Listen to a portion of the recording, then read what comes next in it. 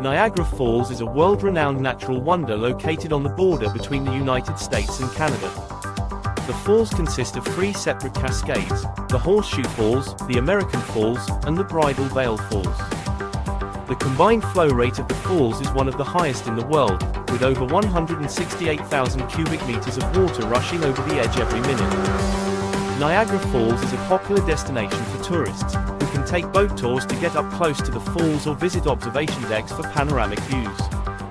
The falls are illuminated at night, creating a stunning light display.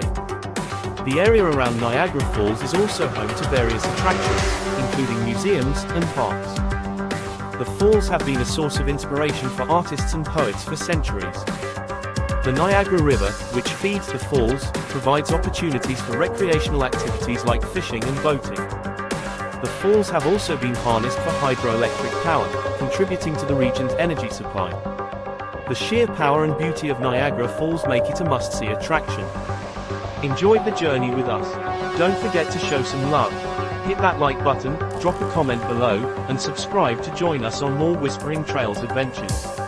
Thanks for being part of our travel community.